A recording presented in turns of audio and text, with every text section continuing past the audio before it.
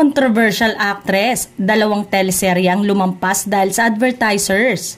2 teleserye na pala ang nakalagpas kay controversial actress dahil sa hindi magandang image niya sa advertisers. Ang lakas ng dating ng controversial actress at nag-rate ang mga programa niya. Kahit guesting nga lang ay pinapanood siya ng madla. Consistent na mataas ang ratings ng teleseryeng pinagbibidahan niya pero marami ang nagtataka kung bakit hindi na ito nasundan. Ang sabi noon, may follow-up show siya kaagad nung nagwakas ang kanyang teleserye pero wala pa rin hanggang ngayon, ilang buwan nang lumipas. Yun pala, hindi raw nagustuhan ng management ang image niya na laging nagpapakontrobersyal. Tsaka hindi raw ma-appeal sa advertisers. Nagtatanong na raw ang ilang production staff kung ano kaya ang magandang gawin para mabago ang image ng controversial actress.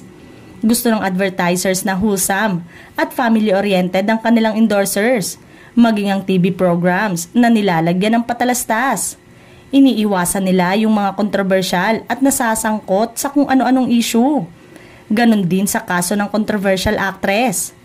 Nag-rate man ang pinagbidahan niyang teleserye kung hindi naman susuportahan ng advertisers ang next TV project na pagbibidahan niya. Malulugi lang ang TV network.